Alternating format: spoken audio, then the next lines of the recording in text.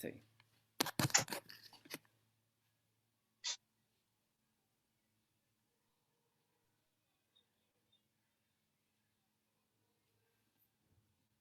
Doctores, podemos iniciar.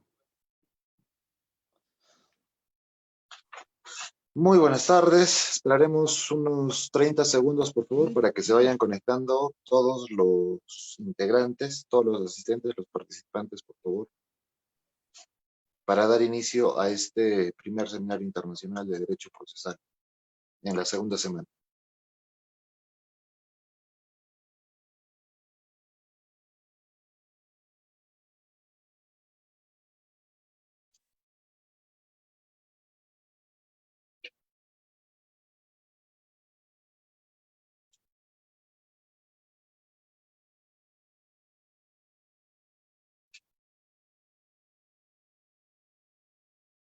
Ya, iremos iniciando. Muy buenas tardes con todos los presentes, los asistentes a este seminario virtual internacional de Derecho Procesal de la segunda, que viene a ser la segunda semana. Mi nombre es Luis Ángel Fernández Moyano y estaré haciendo de mediador con el ponente para esta sesión. A nombre del Ilustre Colegio de Abogados de Puno, les doy la cordial bienvenida a este seminario titulado Fundamentos de la Comunicación Oral, Recepción en el Proceso Civil. El día de hoy contamos con la presencia del doctor Luis Alfaro Valverde. Para conocer un poco de nuestro ponente, el doctor es profesor ordinario a tiempo completo de la Pontificia Universidad Católica del Perú, doctorado por la Universidad de Girona, máster en la Universidad Complutense de Madrid y miembro del grupo de investigación GIDECROC. Recibamos con fuertes aplausos al doctor Luis Alfaro Valverde. Muy bien, buenas tardes a todos y a todas. Muchas gracias por estar con nosotros en este seminario. Quiero comenzar agradezco al Ilustre Colegio de Abogados de Puno, de personal de sus autoridades, por la gentil invitación.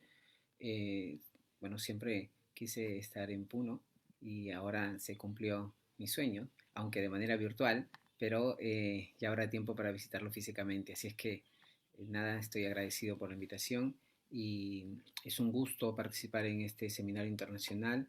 He podido apreciar que hay varios colegas, reconocidos académicos, y creo que todos de algún modo aportamos información o datos o reflexiones que puedan ayudar a mejorar la comprensión del derecho y en particular del derecho procesal. Muy bien, entonces,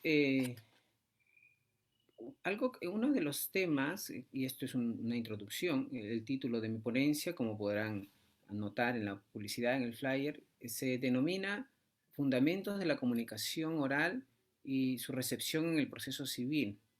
¿Y por qué escogí este tema? Tratando de justificar las razones de la elección de este tema.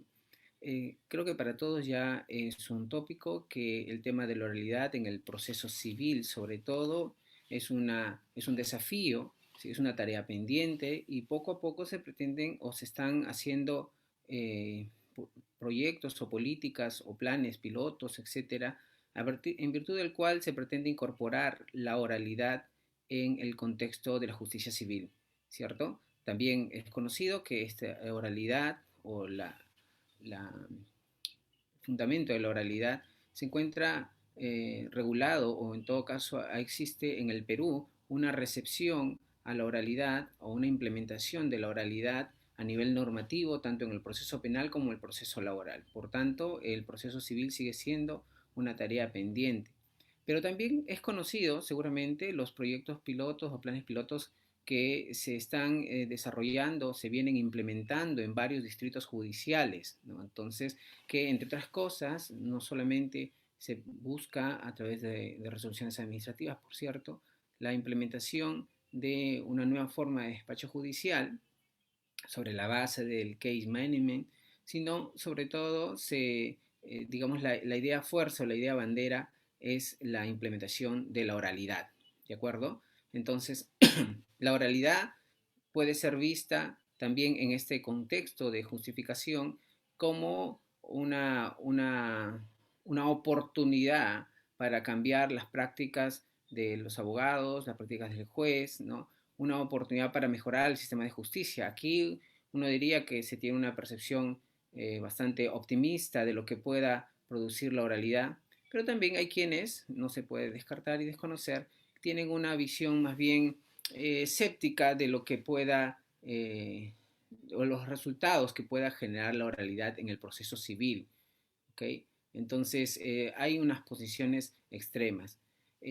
Por otro lado, también cuando se habla de oralidad, y no solo en el proceso civil, sino esto se ve en el proceso penal, el proceso laboral, hay una, hay una explicación o análisis de la normatividad, de cómo se desarrolla la oralidad, sea en el proyecto piloto de los distritos judiciales donde se viene implementando el nuevo sistema de litigación oral y despacho judicial, es decir, un análisis de las reglas formales de cómo se podría mejorar a través de dos audiencias, audiencia preliminar, audiencia de prueba, etcétera, ¿no? Es decir, un estudio normativo de lo que se pretende y de lo que, por cierto, ya se está implementando y desarrollando en algunos distritos judiciales, ¿no?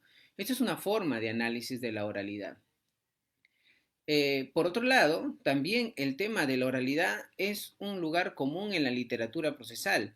De hecho, desde Chiovenda en adelante, que fue Giuseppe Chiovenda uno de los principales defensores de la idea de oralidad en la literatura procesal italiana, pero luego fue extendido en los diversos sistemas de derecho continental y finalmente en el Perú, siempre a lo largo de la historia se ha propuesto como una posición antagónica a la idea de la escritura, ¿no? Es decir, incluso hay quienes sostienen una visión, digamos, un tanto maniqué en torno a la oralidad buena y la escritura mala, ¿no? En fin, hay diversas aproximaciones. El propósito de esta ponencia no es propiamente hacer un análisis de la normatividad, de cómo se implementará o se está implementando progresivamente este plan piloto dirigido por el mismo Poder Judicial, sino, y tampoco es analizar históricamente cómo ha ido evolucionando, que sería interesante, por cierto, la oralidad en los sistemas procesales, cómo han ido recepcionando más o menos, porque de hecho no hay un sistema absolutamente oral, esto está claro, está bastante aceptado y normalizado en los sistemas procesales, sino me centraré en este breve tiempo en analizar algo que pocas veces se ha prestado atención, pero que es necesario caer en la cuenta. No podemos pasar por alto que cuando se habla de oralidad, oralización, principio de oralidad, técnica de oralidad en el proceso civil, etcétera, lo que en rigor se está analizando es una forma de comunicación de las personas, de los seres humanos, ¿no? Pocas veces se cae en la cuenta. Entonces, la razón de por qué quería conversar con ustedes y centrarme específicamente en cuáles son los fundamentos de la comunicación oral. Es decir, la justificación de esta ponencia va en el sentido de que es necesario explorar, retroceder un poco para explorar qué nos dice el conocimiento de la comunicación o el lenguaje, o si se quiere, la filosofía del lenguaje también, para ver qué es lo que se ha dicho sobre la comunicación oral, hasta dónde puede alcanzar la comunicación oral y luego aplicarlo al contexto judicial civil, si se quiere. ¿De acuerdo? Creo que es necesario y el mensaje y quizá la conclusión al que de repente podemos llegar es que es importante explorar en los fundamentos de la comunicación oral, oralidad, oralización, técnica, principio, como sea que se llame y que bien se puede discutir si efectivamente es un principio, una técnica, etcétera. Lo que nos interesa o creo que resultaría ser también provechoso es explorar cuáles son los fundamentos de la comunicación oral, que en buena cuenta es la oralidad aplicada al proceso civil. Entonces, para ver efectivamente su alcance, sus límites, sus problemas, y luego tratar de, conociendo todo esto, ver cómo en el proceso civil puede ser rescatarse aquello que sea más valioso, tanto de la oralidad y, si se quiere, también de la escritura. ¿De acuerdo? Eso es a nivel de ofrecer razones porque es importante. Tengo una PPT para poder compartir con ustedes que creo que podría ayudarnos un poco, o ayudarme y ayudarnos a todos a poder avanzar en esta presentación. Como ven, entonces mi preocupación en esta tarde es explorar muy rápidamente, muy sumariamente, quizás por razones de tiempo, cuáles son esos fundamentos de la comunicación oral. Recalco, si la oralidad aplicada al proceso civil, en la que se utiliza en el proceso penal, laboral en general, el derecho procesal, expresiones como oralización, principio, técnica oralidad, forma de litigación oral, etcétera, es en rigor una manera de comunicación, un método, una forma, entre otras formas de comunicación de las personas o del ser humano. ¿De acuerdo? No es la única, hay otras formas de comunicación, ahora lo veremos y que creo que intuitivamente todos podemos saber, la escrita, la gestual, etcétera. Pero si, insisto, caemos en la cuenta de que todo lo que se propone o se viene ya desarrollando en cuanto a la realidad no es otra cosa que una forma de comunicación, convendría entonces retroceder un poco y críticamente, reflexivamente, explorar qué nos dice la comunicación o el lenguaje, o si se quiere también la filosofía del lenguaje sobre los márgenes, la extensión y los problemas que supone la comunicación oral en general, para luego aplicarlo al proceso civil, es decir, ver cómo estos estudios sobre la comunicación oral pueden ser útiles para comprender y anticipar, quizás, si se quiere, algunos problemas respecto del cual la oralidad no puede resolver, sino porque como toda forma o método o manifestación externa de la persona hay un límite, ¿de acuerdo? Ahora, para ello analizaré algunas premisas conceptuales de la comunicación oral, una clasificación de los actos del habla, los mecanismos de comunicación y una comparación de la comunicación oral y escrita. Finalmente, su recepción en el proceso civil. Entonces, no me interesa mucho, al menos en esta ponencia, no es que no me interese, creo que es importante y saludo las ponencias también que ha habido sobre el desarrollo o el examen, el estudio de la normatividad de lo que se pretende desarrollar como la oralización en el proceso civil, que me parece importante, no creo que sea menos, creo que es definitivamente esencial para comprender cómo se aplica, pero también puede resultar relevante, como les decía, explorar acerca de los fundamentos de la comunicación oral. Ese es mi principal propósito en esta tarde y luego haré una recepción en el proceso civil para ver quizá este último apartado me tome más tiempo, por tanto, solo voy a dar una pincelada de cómo se está pretendiendo recepcionar, regular, ¿no? Y si estas regulaciones, porque aquí viene creo que otro objetivo importante de esta ponencia, es analizar crítica y reflexivamente qué tan racional, qué tan coherente con estos fundamentos de la comunicación oral, con lo que nos dice el lenguaje y la filosofía del lenguaje, están siendo los legisladores al momento de regular, ¿no? O quizá sea que se espera mucho o más de lo que el lenguaje ha estudiado y investigado hasta dónde puede alcanzar la oralidad. Y por tanto, como les decía, tiene también límites y lo mismo tiene la escritura, ¿no? Entonces, creo que es importante asumir una posición respecto a la oralidad como una comunicación del ser humano aplicada al contexto judicial y ser conscientes de sus limitaciones también, ¿de acuerdo? Salvo que se pretenda considerar que la oralidad es la panacea a los problemas judiciales o es el método más óptimo y último y moderno para los procesos o para la regulación de procesos, ¿no? Creo que está claro también que no es conveniente manejar una comprensión de la oralidad como un método contemporáneo, moderno, la escritura un método desfasado, superado y etcétera, ¿no? Es importante considerar que tanto en la escritura como en la oralidad hay elementos que pueden servir al proceso y otros que definitivamente, como en la escritura, pueden acabar retardando el proceso también. Pero hay que analizar crítica y reflexivamente, como les decía, cada uno de estos elementos y no simplemente asumir una posición como una especie de moda de la oralidad y definitivamente no ser conscientes de los dilemas que en ella también existen, así como las ventajas, por cierto. Muy bien, comenzamos con las premisas conceptuales. En esta imagen ustedes pueden apreciar cómo la comunicación oral, la comunicación en general ha ido evolucionando, ¿no? pues desde el uso de la piedra para compartir o para trasladar o para proyectar información, la invención de la escritura, ¿no? Las diferentes publicaciones y contemporáneamente ya la comunicación de las personas ha ido evolucionando, ¿no? Utilizamos, lo que hacemos ahora es un fiel reflejo de la comunicación a través de las nuevas formas de las tecnologías, ¿sí?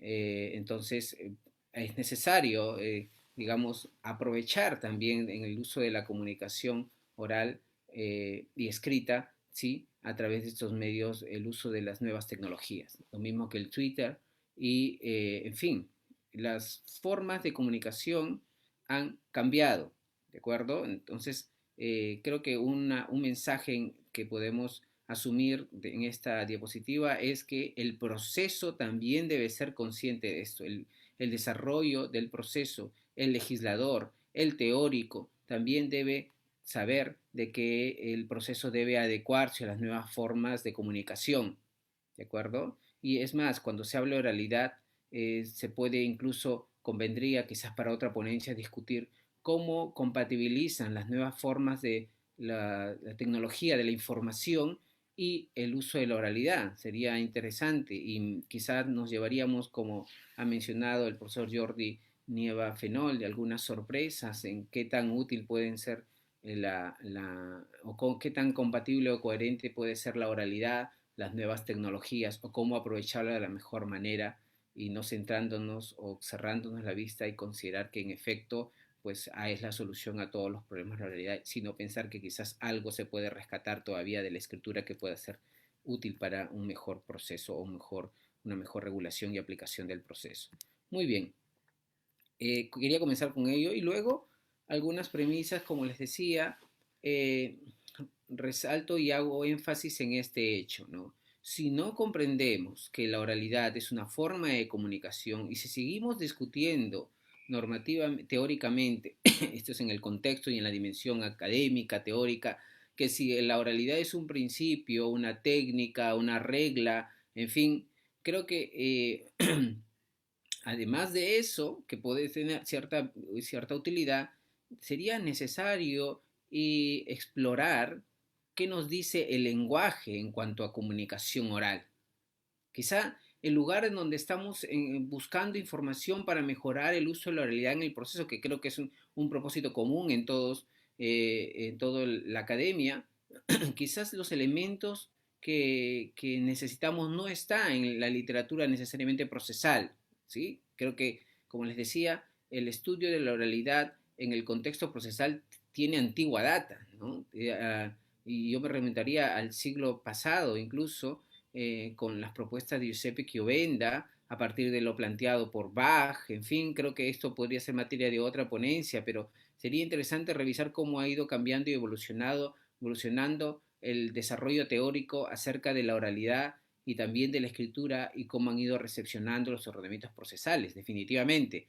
Pero quizás podría resultar más provechoso o tener una aproximación mejor, explorar un área del conocimiento que no sea estrictamente teórica, procesal, sino más bien del lenguaje o de la filosofía del lenguaje para ver qué se ha dicho o cuál es el potencial de la oralidad como una forma de comunicación de las personas o del ser humano. Entonces, por eso es la necesidad de analizar los actos del habla también y la lingüística, por cierto, que es el lugar común en donde se analizan los problemas del lenguaje. Muy bien, ahora Searle tiene una tipología acerca de los actos del habla que creo que puede ser muy indicativo de lo que nosotros encontramos en el contexto ya judicial, ¿no? Por ejemplo, él clasifica los actos del habla como actos representativos y nos sugiere que se trata del hablante, o se presenta cuando el hablante se comprometa que un comentario es un hecho, ¿no? Es decir, hay una comunicación a través de los actos del habla indicando un compromiso, ¿sí? Una afirmación de la realización de determinado hecho. Esto lo encontramos claramente en el contexto judicial como aquí, por ejemplo, en las afirmaciones y declaraciones o testimonios de los testigos en audiencia, ¿no? Es decir, cuando el testigo está declarando, al menos se espera, y el ordenamiento creo que es muy enfático en esto, espera que lo que diga sea verdad. Claramente la psicología del testimonio podría ser una poderosa herramienta y otra área del conocimiento de la psicología que podría proporcionar una mejor comprensión para estos actos representativos, ¿de acuerdo? Y no ver a estos testimonios quizá tan cerrados como las declaraciones o son verdaderas o son falsas, sino pues aceptar y admitir que pueden existir claramente errores genuinos o sinceros, simple y llanamente por problemas que tenemos en el recuerdo, en la información. Entonces creo que podría ser interesante explorar también esta área, pero no es materia de esta exposición.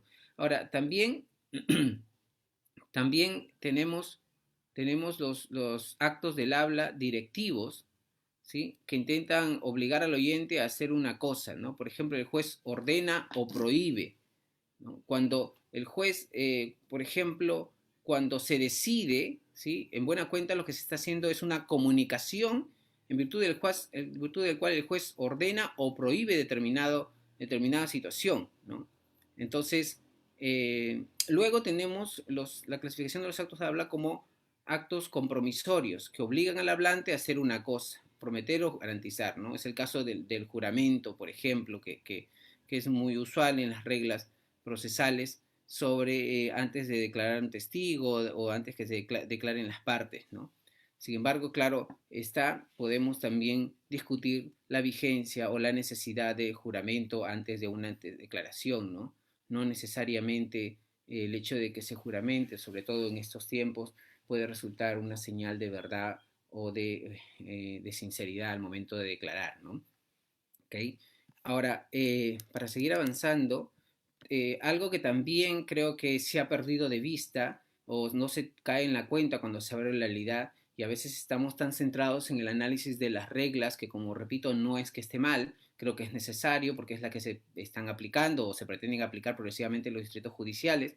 Sin embargo, creo que hay que ser consciente que no es la única forma de comunicación, ¿no? Tenemos el lenguaje gestual, el lenguaje pictográfico, que diríamos que incluso son anteriores al lenguaje o la comunicación oral.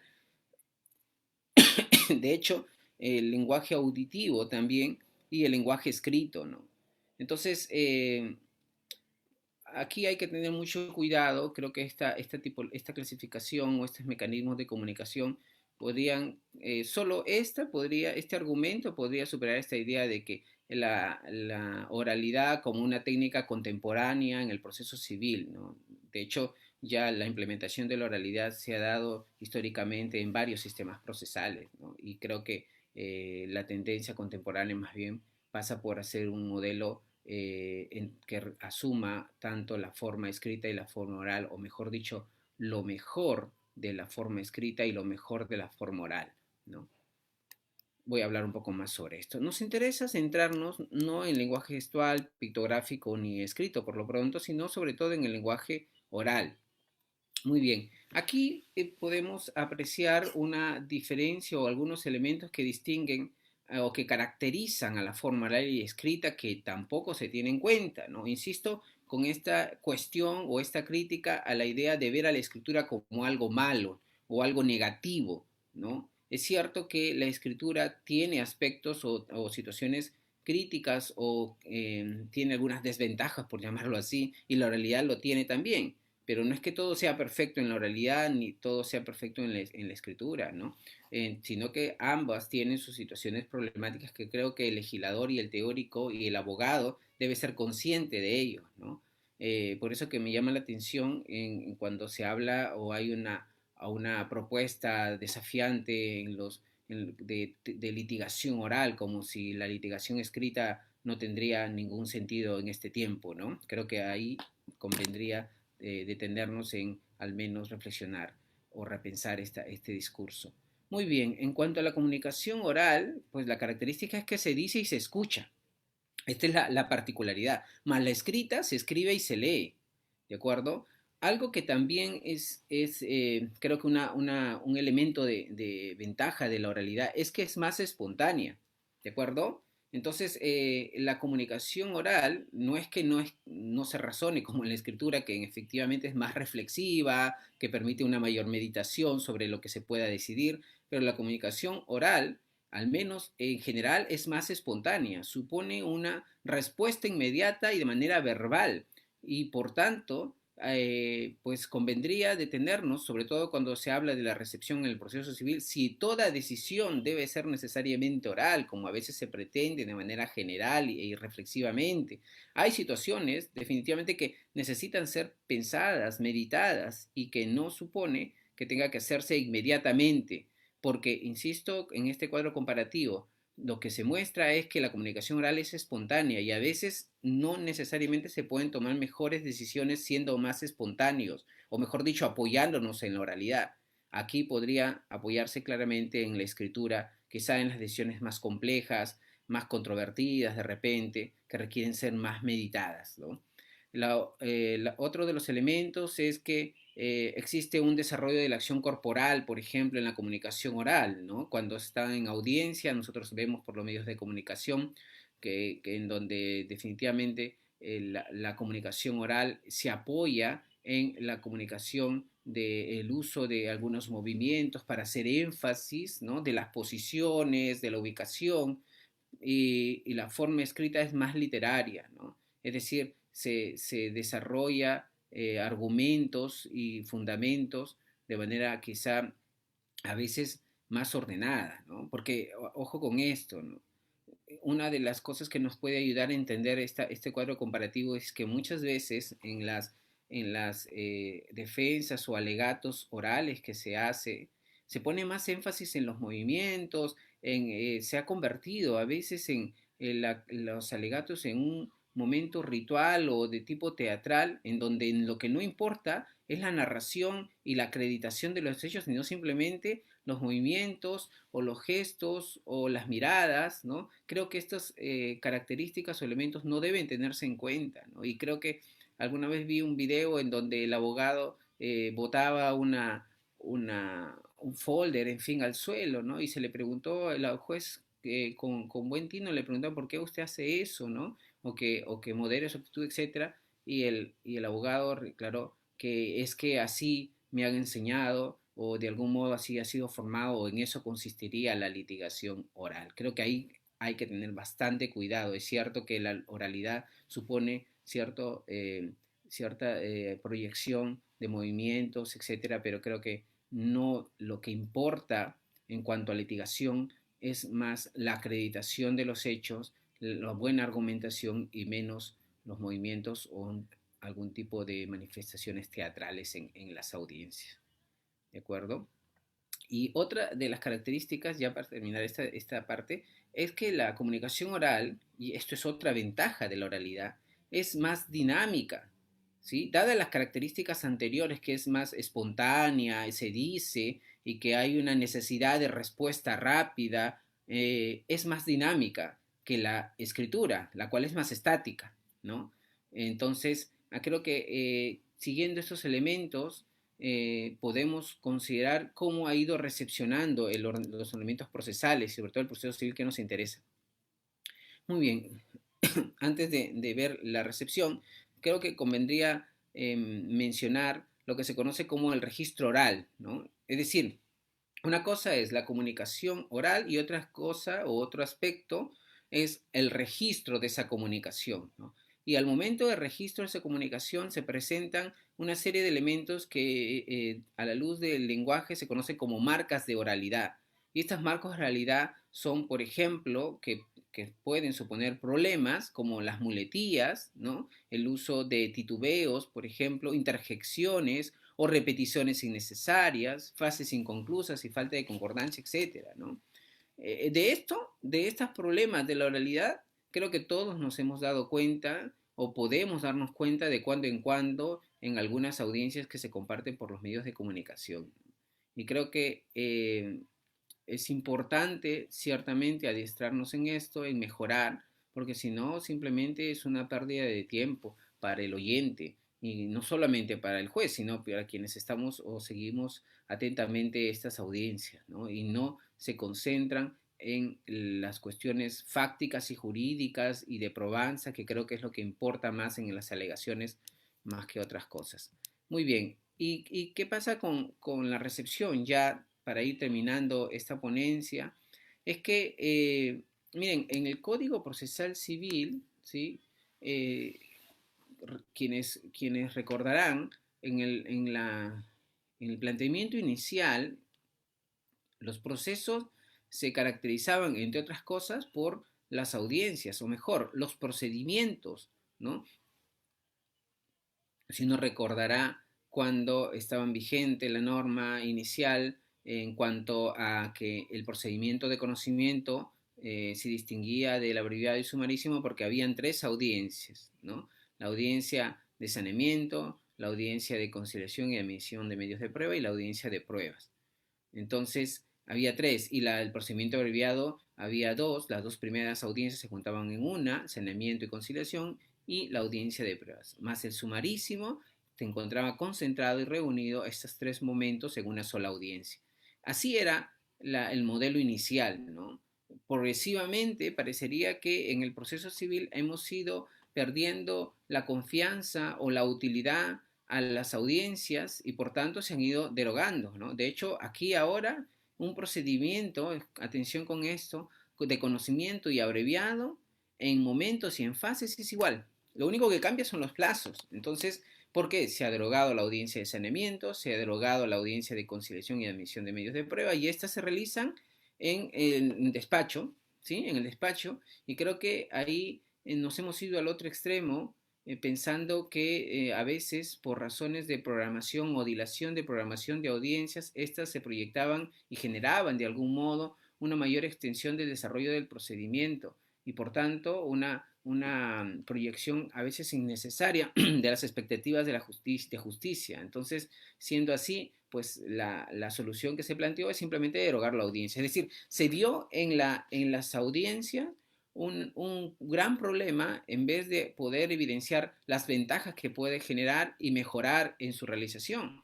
Al punto que, si uno revisa el proyecto de reforma del Código Procesal Civil, por ejemplo, vuelven las audiencias, ¿no? Es decir, la audiencia preliminar, la audiencia de prueba. Entonces, ¿cuál es el problema aquí? El problema es que muchas veces se legisla mediáticamente o se legisla coyunturalmente mejor, ¿no? Por eso que otra vez una llamada de alerta y cuidado, ¿no? Por ejemplo, sería interesante, recientemente he visto que se ha publicado, voy a revisar con detenimiento, mediante resolución administrativa, por cierto, un procedimiento de simplificación para el caso de procesos de alimentos, ¿no? Sería bueno revisar y explorar, pero ahí siempre cuando pasa esto y estas normas se dan de manera coyuntural, que de hecho creo que el proceso debe también adaptarse a las nuevas situaciones, pero a veces se legisla de manera populista, ¿no? Entonces, esto me parece con una falta de técnica claramente bastante gruesa. Entonces, ahí hay que tener mucho cuidado, ¿no? Entonces, ¿qué pasó entonces con las audiencias en el Código Procesal Civil? Simplemente se derogaron al punto de que aquí ahora, en abreviado y conocimiento, solo hay una audiencia, que es la audiencia de pruebas. Y en sumarísimo, bueno, se encuentra concentrado los tres momentos en la audiencia única, ¿no?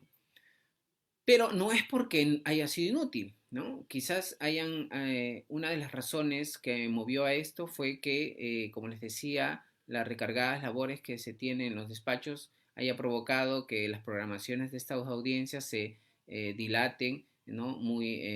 Pues, y proyecten el proceso a muchos tiempos, muchos años quizás, ¿no? En algunos casos sí, sin ser exagerado. Mm, hay un informe que se publicó de una editorial nacional acerca de un informe legal sobre la realidad judicial y claramente los plazos o los tiempos que se establecen en los procesos en la realidad superan el doble o el triple de los plazos legales, ¿no? Sin considerar que hace el año pasado se publicó un informe del mismo Poder Judicial que básicamente coincide en eso, ¿no? Los procesos en cuanto a tiempo se desarrollan en el doble o el triple de los plazos legales previstos, ¿no? Y esto por diversos factores, no solo por problemas del sistema de justicia, sino por diversos factores en donde también los abogados a veces ponen su cuota tienen su cuota ahí en cuanto a los problemas de que los procesos se van dilatando a veces, ¿no? Entonces, bueno, y como les decía, además del proyecto de reforma del Código Procesal Civil que pretende incorporar nuevamente la oralidad, lo que nos toca a nosotros hacer es analizar crítica y reflexivamente a partir de los fundamentos que hemos expuesto muy sintéticamente. Creo que podríamos desarrollarlo más si tuviéramos quizá un poco más tiempo, pero el punto es que las reglas procesales no pueden ser, que incorporan la oralidad, no pueden ser contrarias a lo que los fundamentos de la comunicación oral nos digan o nos dicen, porque si no, se asumen unas perspectivas exageradamente optimistas y cuando definitivamente no hay resultados sobre la oralidad, o en todo caso no hay los esperados, uno comienza a asumir posiciones más bien escépticas o pesimistas, ¿no? Entonces, creo que convendría revisar esto. Ahora, tenemos un reglamento del módulo civil corporativo de litigación oral, ¿no? Por ejemplo, de la Corte de Lima, en donde, en buena cuenta, sobre la oralidad no hay mucho, ¿sí? Solo uno puede encontrar en el artículo 5 la separación en etapas procesales, trámite, ejecución, claro está, la división de competencias o de funciones, tanto jurisdiccional y administrativa, que cosa que me parece muy bien, ¿no?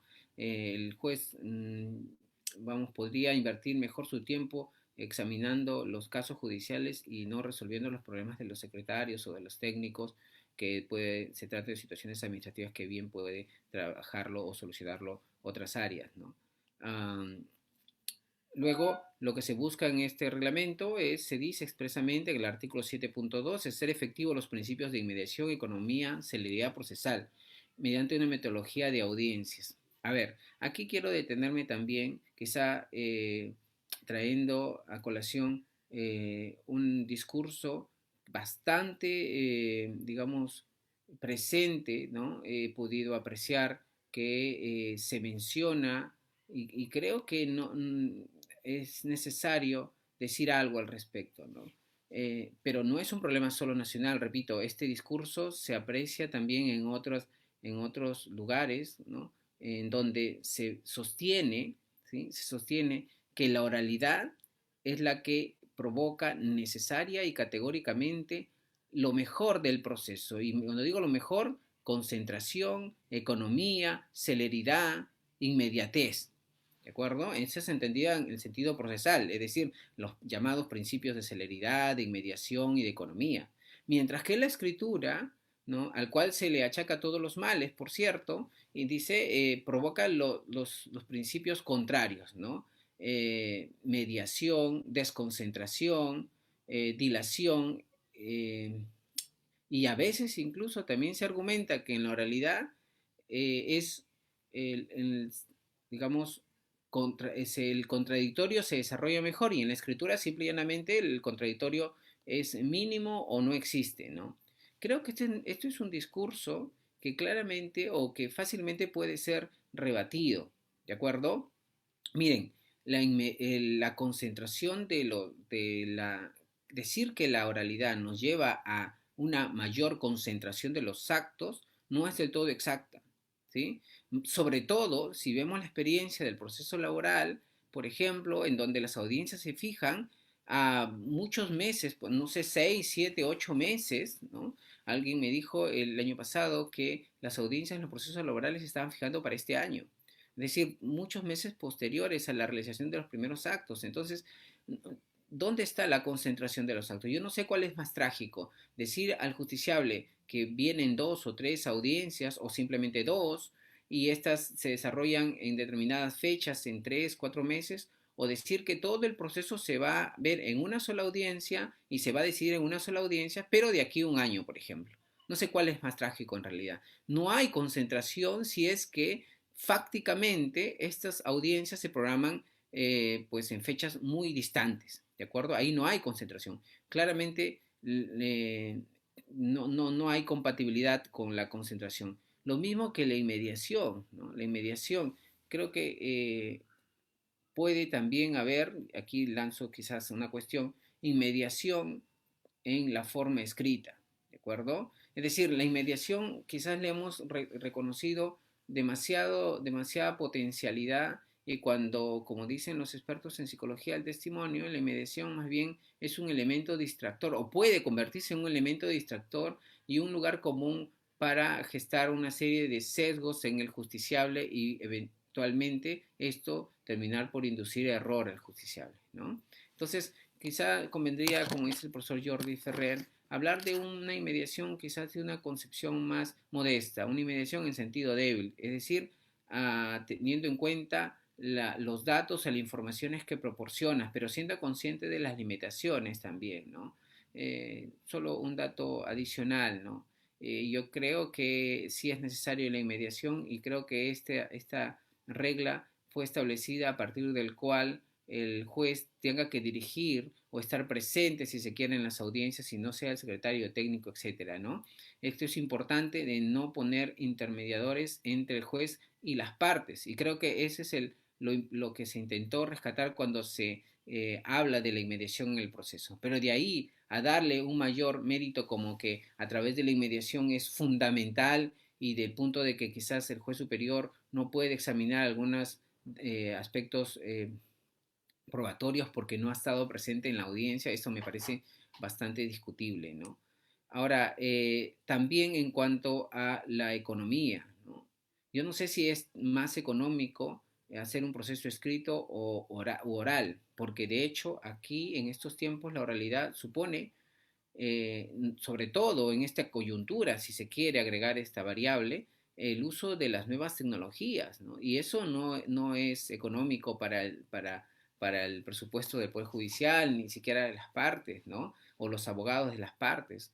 Creo que aquí podría, creo que reevaluarse si la economía procesal es un elemento que se ve beneficiado necesariamente con el uso de la oralidad, sobre todo si utilizamos las nuevas tecnologías, ¿no? Más aún si no necesariamente todos los abogados estamos preparados en el uso de estas nuevas tecnologías, ¿no? Creo que es necesario una formación y una educación en el manejo de las nuevas tecnologías, tanto de abogados, pero también como de magistrados, para poder utilizarlas adecuadamente. Si no, insisto, esto no va a llegar al resultado esperado y se pueden tener decisiones bastante discutibles, ¿de acuerdo? Muy bien, y finalmente de la oralidad se habla de la gestión de los procesos judiciales conforme a un modelo de oralidad y el case management, ¿no?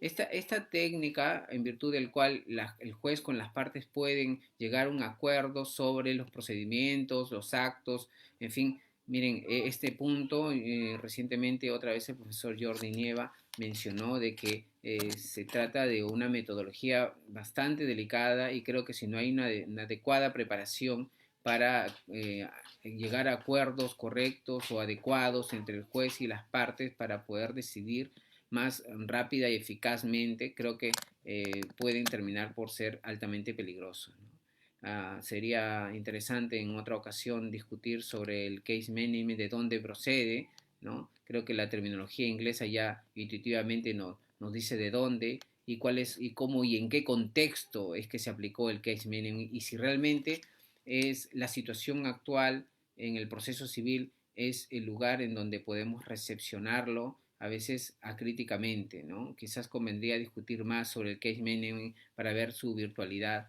y si realmente puede ser compatible o en todo caso si el case management es necesariamente o viene de la mano necesariamente con la oralidad y si realmente es distante a la escritura, ¿no? ¿Ok? Entonces, miren, además de estos documentos que hemos mencionado, existe también un protocolo de actuación para el modo civil corporativo de litigación oral, ¿no? Un poco largo el nombre, pero estas son la regulación de los proyectos pilotos que se están estableciendo progresivamente a nivel nacional y, claro, bajo resolución administrativa incluso, ¿no? Por eso que creo que ahí también es un punto que debe considerarse. Ahora, en el documento 1 se menciona que se utilizarán mecanismos de audio, videograbación y no será necesario elaborar acta alguna como soporte de papel. Esto ya está previsto incluso en el Código Procesal Civil vigente, la oportunidad de utilizar audio y videograbación y las nuevas tecnologías de la información. El problema es que esta regla requiere de un presupuesto, ¿sí? para una mejor implementación. Fuera de ello, simplemente es una buena intención. Si no hay un presupuesto para dar o implementar en los distritos judiciales, pero no solo en Lima, sino a nivel nacional, pues no sé si qué tan desfasada sigue siendo el uso de las actas, ¿no? No estoy diciendo que la redacción de las audiencias en las actas pues sea lo ideal, porque definitivamente no se puede captar todo en las actas, ¿no? De hecho, volviendo a los fundamentos de la comunicación, eso está más adelante, ¿sí? Se sugiere, y vamos a dar algunas sugerencias a partir del uso o a partir del estudio del lenguaje, de cómo podría mejorarse esa recepción del proceso civil, sobre todo cuando, cuando la oralidad no comulga, o mejor dicho, la comunicación oral, el registro ideal de la comunicación oral es mejor la videograbación o la grabación o el audio que las actas, ¿no? ¿Sí? Vuelvo en un momento sobre esta discusión. También en el artículo 8.10 se habla de fomentarse y promoverse el dictado de sentencias en la misma audiencia, en todos los casos, y la excepción es por escrito en casos complejos. Bueno, aquí creo que es un punto importante porque definitivamente los casos complejos, dadas las características que hemos dicho, que la escritura es más reflexiva y quizás más estática, entonces podría resultar más adecuada y pertinente utilizar definitivamente la forma escrita y no la forma oral, ¿no? No todos los casos, quiero decir con este punto, que tenga que sentenciarse o resolverse necesariamente en audiencia. Aquí también podría considerarse esta práctica de reservar la decisión, que es muy usual en los tribunales de justicia, reservarse la decisión para unos determinados días o un plazo, y muchas veces ni siquiera se motiva esa reserva, ¿no? Atención con esto, porque es un lugar común en la práctica judicial que los jueces dicen a los abogados: bueno, terminada la audiencia, me reservo el derecho a resolver en determinado tiempo, ¿no? Y pocas veces se motiva esa decisión, ¿no? Y se hace de manera oral también, y no es inmotivada en realidad, pero todas las decisiones deben ser motivadas, excepto los decretos, pero fuera de ello deben ser motivadas, aún esa reserva, pero eso en la práctica judicial muchas veces no se hace. Para ir terminando, hay una serie de sugerencias que quería comentarle desde los estudios del lenguaje y de la comunicación que podrían venir a bien cuando se regula la oralidad en el contexto del proceso civil. Por ejemplo, en cuanto a la sugerencia en registro escrito, se propone que cuando se utiliza un registro escrito no necesariamente debe ser dicho o escuchado, ¿no? Y aquí es pertinente este comentario, me parece, porque se habla incluso de oralización de los documentos. La forma escrita se proyecta en los documentos, ciertamente, pero esta requiere la oralización, ¿no? Porque se escucha decir, se oraliza ahora todo, todo es oral y todo tiene que oralizarse. Si estamos hablando de documentos en donde la información o datos se encuentran previstos ya en el soporte físico, como es los documentos, pues esta no requiere necesariamente ser leída, ¿no? Podrá en algunos casos ser necesario leer algunas partes o extractos, en fin, de los documentos, pero pasarse horas y horas leyendo documentos, no sé qué tan útil puede ser, y a veces se hace bajo el lema de que todo debe oralizarse y tiene que haber una oralización. La forma escrita es compatible con el uso de los documentos, y no veo la necesidad.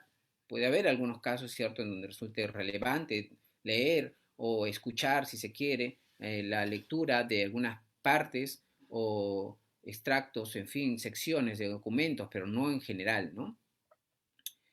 Luego, al expresar oralmente en textos expositivos, se debería hacerlo de una forma organizada, como si hubiésemos por escrito, ¿no? Entonces, aquí otra sugerencia: cuando se hagan alegatos orales, ¿no? No siempre en la comunicación oral, dadas las características que hemos mencionado, de ser espontánea, de ser más de repente inmediata, entonces creo que debemos detenernos en considerar que la información que brindamos al juez debe ser coherente y debe ser históricamente bien desarrollada, sobre todo cuando se desarrollan los hechos y las pruebas, ¿no? Por el contrario, pensar en que estamos haciéndolo por escrito para poder obtener resultados favorables.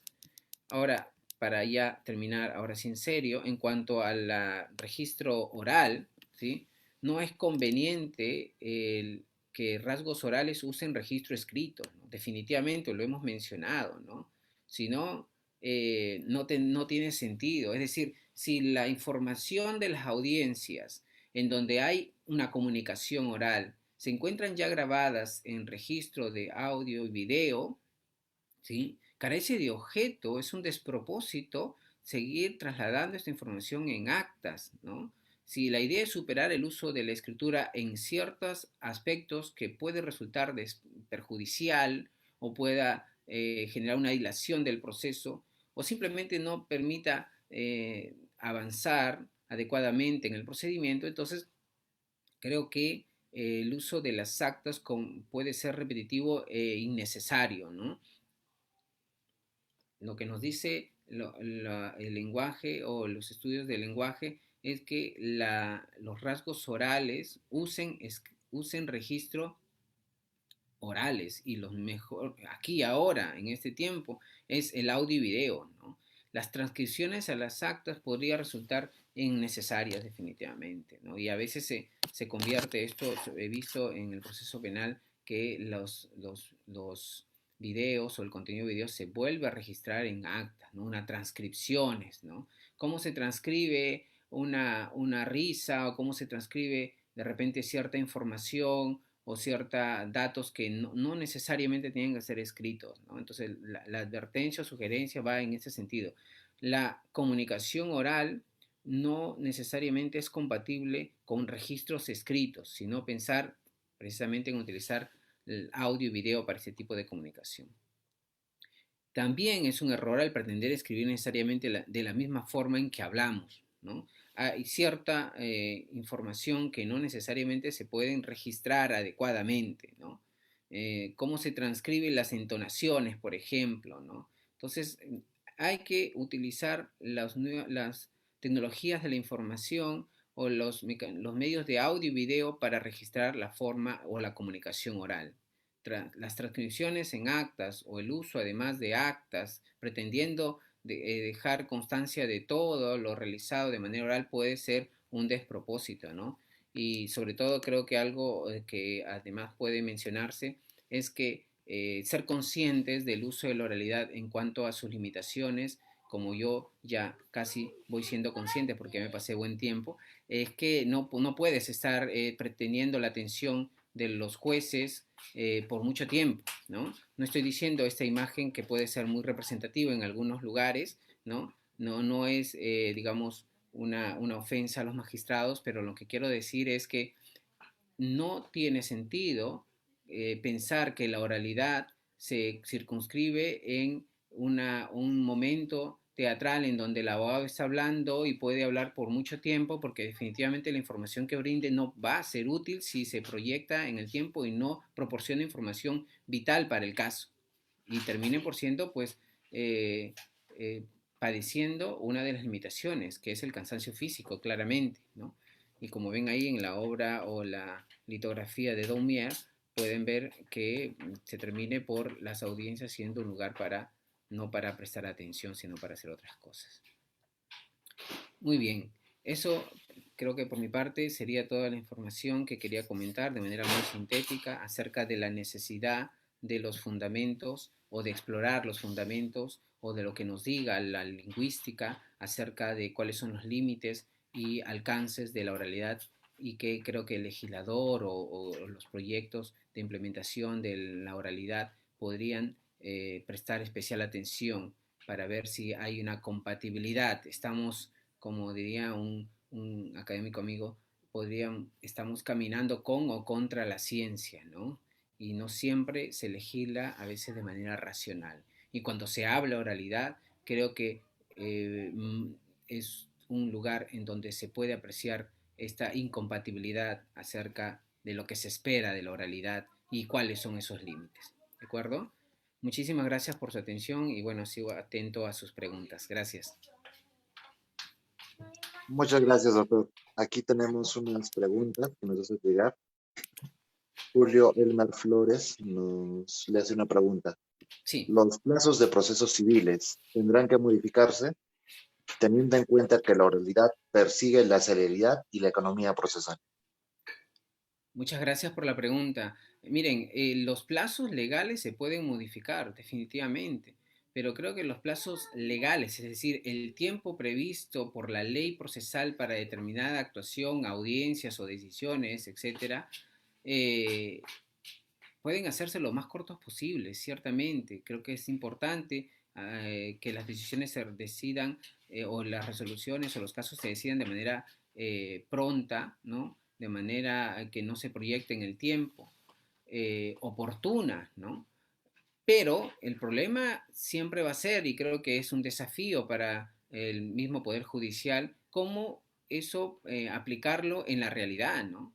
Eh, por ejemplo, el procedimiento de sumarísimo está pensado en ser en el tiempo, quizá alguien me corrija, pero puede ser 2 meses y medio a lo mucho, ¿no?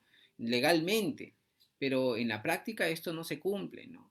Y creo que no descartaría la posibilidad de que esta situación se siga proyectando, ¿no?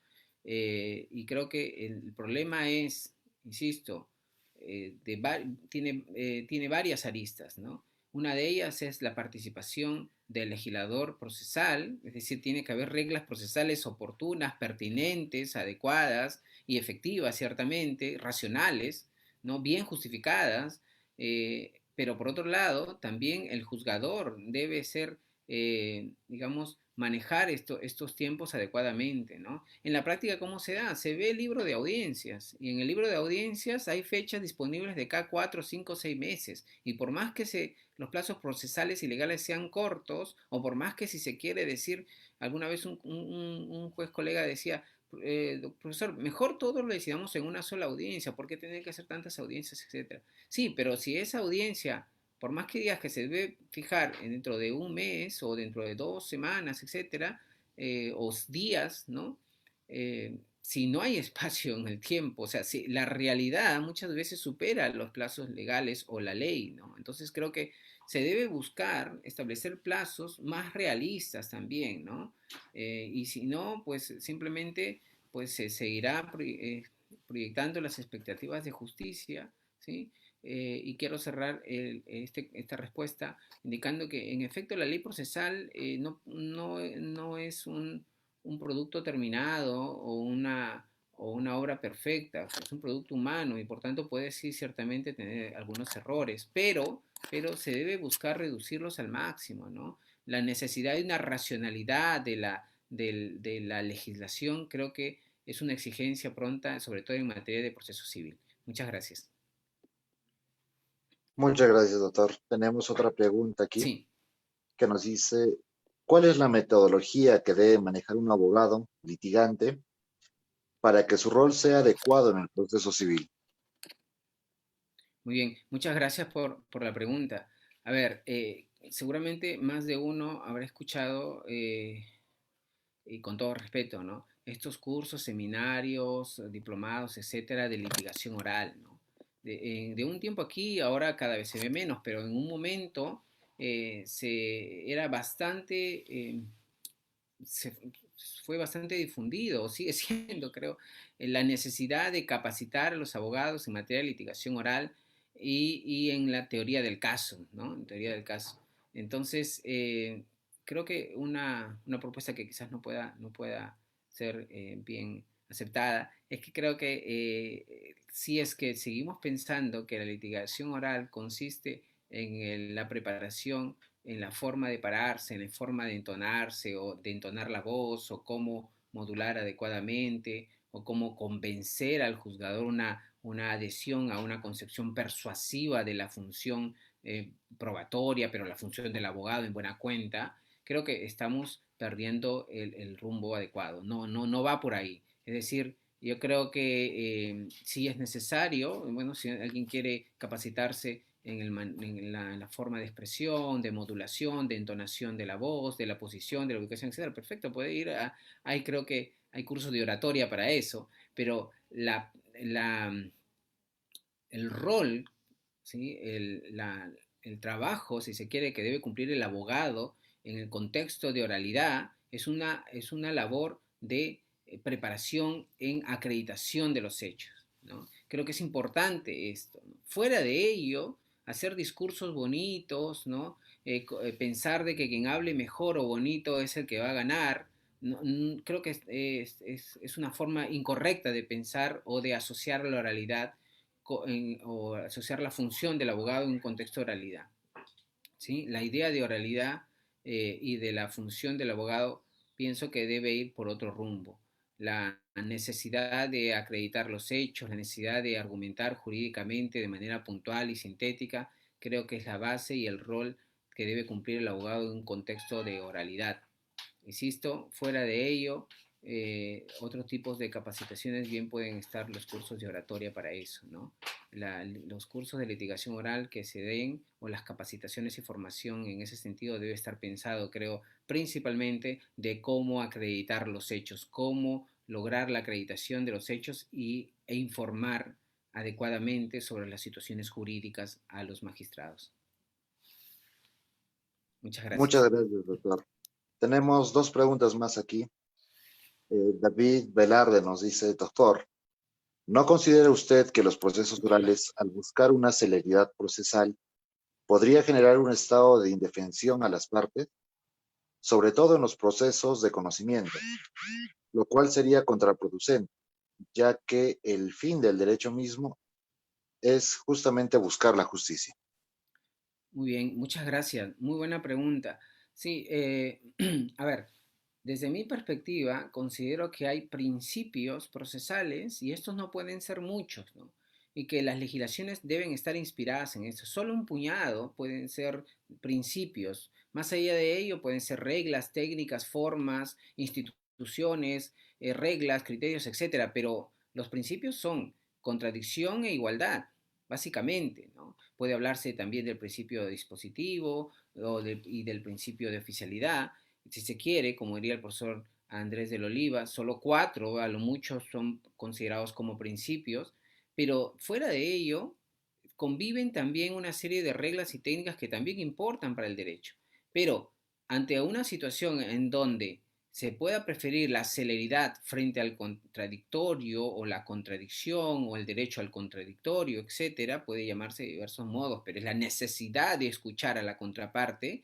Creo que claramente se debe respetar el contradictorio y creo que el comentario que se plantea me parece muy atinado en el sentido de que es cierto que cuando otro de los ideas, banderas que se propone o se plantea o se escucha cuando se dice oralidad es que es celeridad, ¿ya? Y se nos viene a la mente o se nos asocia, ya aparece una sola palabra entre oralidad y celeridad, ¿no? La celeridad, estimados, depende de otros factores y son factores claramente fácticos o materiales, ¿sí? No puede haber celeridad si no hay una adecuada implementación del manejo del personal y de magistrados y de logística, en fin, es una serie de factores que conviven para poder lograr la celeridad del proceso. Las leyes pueden ser céleres, pueden haber reglas procesales en plazos de un mes de todo el proceso si se quiere, o menos de un mes, ¿no? Pero si en la práctica no hay una implementación a través de una adecuada política legislativa o política pública judicial, simple y llanamente no se va a ver plasmada lo que se espera de la oralidad. Y de hecho, como bien se ha dicho en la pregunta, este puede ser un tópico para posibles afectaciones del derecho de defensa y el contradictorio, ¿no?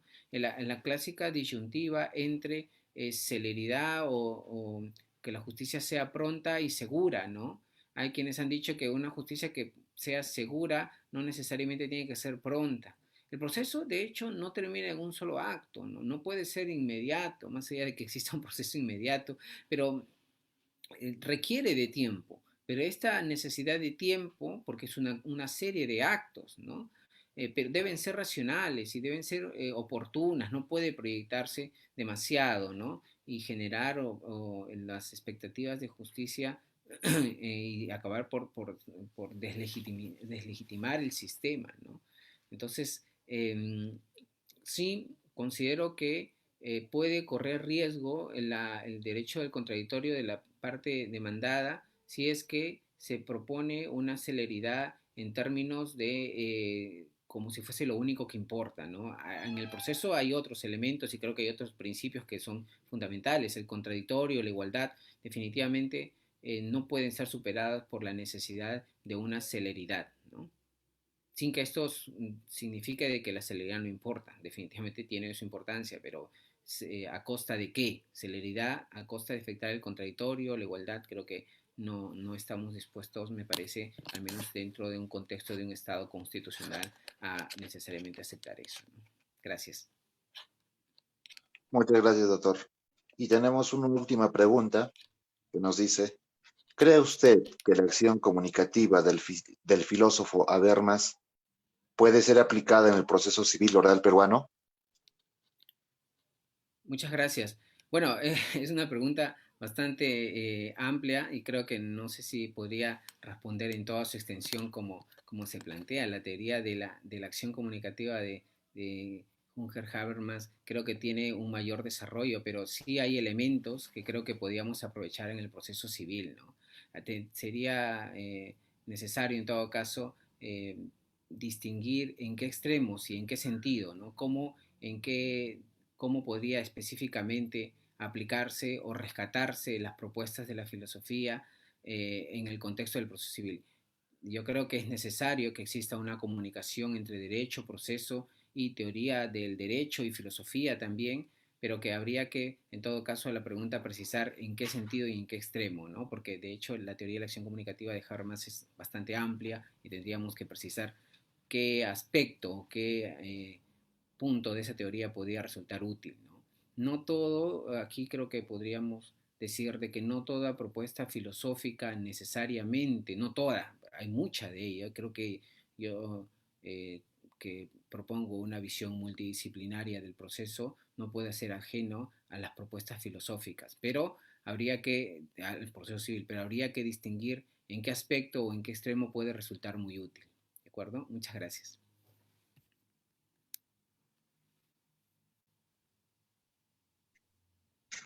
Muchísimas gracias, doctor. No, Eh, gracias, gracias. Muchísimas gracias por su magnífica disertación.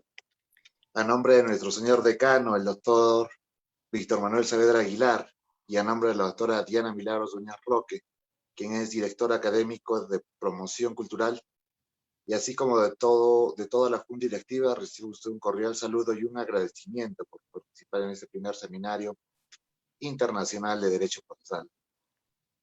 Muchas gracias y encantado de estar con ustedes y a su disposición para cualquier otra oportunidad. Muy amable, doctor.